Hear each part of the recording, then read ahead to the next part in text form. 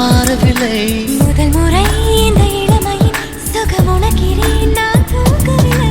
குடையோடு நான் போனேன், வழியில் ஏனோ நனைகின்றேன். கடிகாரம் இருந்தாலும் காலடி சத்தத்தில் மணி பார்த்தேன். தனிமைக்கு தனிமைகள் நீ வந்து கொடுத்தாய்.